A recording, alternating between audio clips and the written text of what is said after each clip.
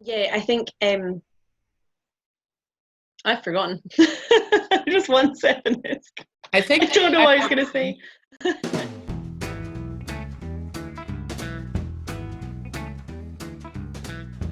yeah. Hi Rachel, how's it going? Oh, hello, Jane. I'm good, thank you. How are you this evening? Good, good.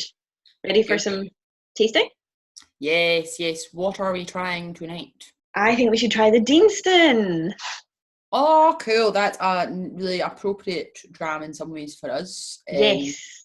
Well, So put out a wee suggestion, a wee question to see what we should try, and we got some suggestions. So thank you, Ross McGeever, for suggesting the Deanston. So we're going to do a wee review of this tonight.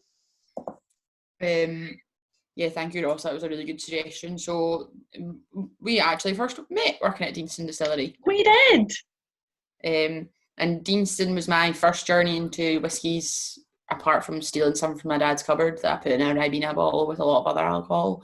So it was my first serious go at whiskey anyway. And so I got an interview through someone I knew that I'd known from uni, and went along to the interview, and I'd looked stuff up before and things, but I didn't really know much. I really like whiskey very much, but obviously really wanted the job. So, and I remember my dad being in the car being like, Rachel, you need to get this job. The discounts. Think of the discounts. And I was like, right, Dad, I'll do it. I will do that.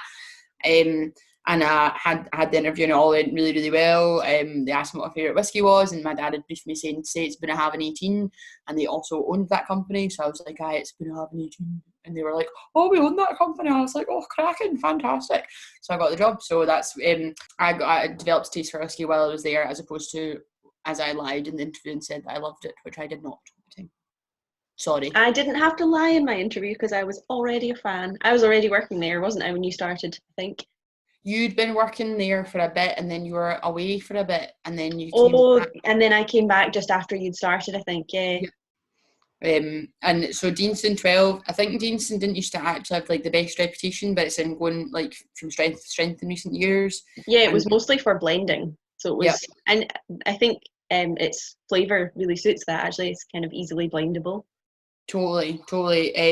I think I was talking to one of the guys who works there actually the other day, and he was just saying that they were making a lot of investments in 2009 in different casks and better casks, and you're starting to see like They're the definitely result of starting to come that out now. now. So this is just the 12-year-old. This is like their signature, like flagship bottle. Non-chill filtered, bottled at 46.3% alcohol, and all bourbon matured. Yeah, I kind of usually describe this one as a classic Highland single malt with a wee bit more spice and a wee bit more toffee smoothness. So it's got a wee bit more to it than your average Highland single malt, I would say. It is often at the distillery, I'd given this to people who said they didn't like whiskey and they quite enjoyed it. So it is one that you can give to whiskey novices. It's so good. It's so good. It's for me personally as well. It kind of is a little bit reflective of like my whiskey journey as well, because I remember first trying it at the distillery and being like, "That is fire water. How are you enjoying this?" And now I'm like, "That is absolutely delicious. Like it's so easy drinking, and it's exactly what you say. It's like really smooth, but got a really nice amount of spice to it too." And I'm gonna add a couple of drops of water to it because I'm really bad actually that I always say in tastings and stuff and advise people to add water, and I actually don't do it as much myself because I'm partly because I'm lazy to be honest, but I'm gonna do that. I think this is one that Anyway. changes a lot with water as well. I think it's a really good example of one to use to show that a couple of drops of water totally changes the flavour. Because the spice goes down quite a bit, and then you get much more of that like toffee smoothness and a I bit feel sweeter. like when you first smelled it before any water and it's got a lot more flavour than the smell like leads you to leave. The smell's quite bland compared to the actual taste. But when you add the water you get a lot more of the smell.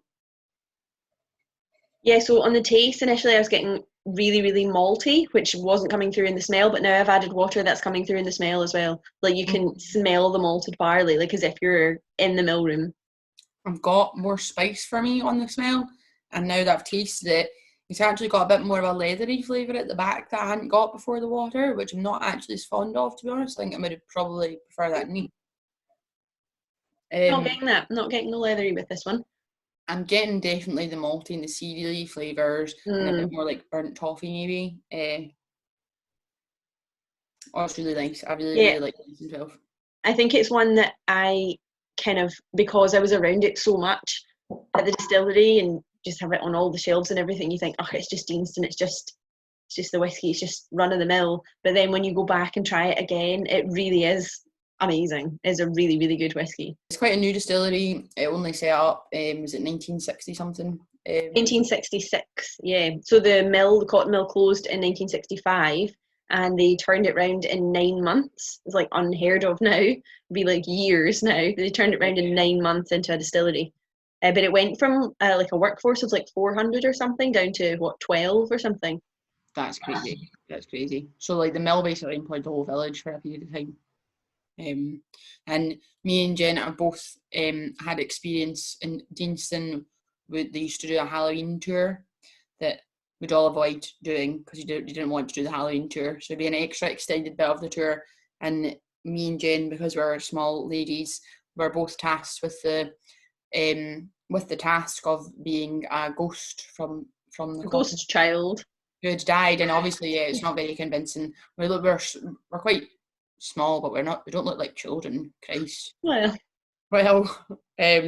So I just very dryly walking around being like, yes, I died here when I was 9 years old. And someone had modified our dress to taking the sleeves off of some old nightie and made that into like a head thing, hadn't they? So we had sleeves on our head. You had the one sleeve, I had the other. We had to wander around the distillery like ghost children. Okay. There were quite a few actual ghost stories from the time of being there, which was entertaining. That's true, and it was quite spooky going up to the warehouse. Yes, we'd had to lock it at night, didn't we? Yeah, but yeah, lots of the people that worked there saw various things. Hooded figures and children singing and things. Yeah, quite creepy. Yeah.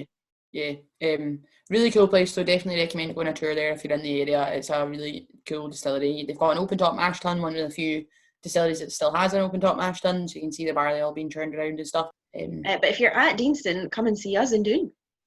Yes, we're not too far up the road. You can walk there. Actually, if you've had too many drams, or you've had the amount of drams that's responsible before you come to visit our shop. Because you might want some more drams at our shop as well. Exactly.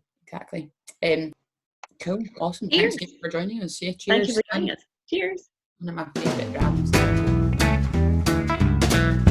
Thanks for joining us. If you enjoyed our video, please like and subscribe. Be sure to follow us on social media at The Grail Doon to keep up with our latest news. And check out our website www.thegrail.scot. Slange, and see you next time. We're talking about tasting, we're talking about coffee smoothness. Yeah, this is mostly what we were talking about. I don't know, it's gone.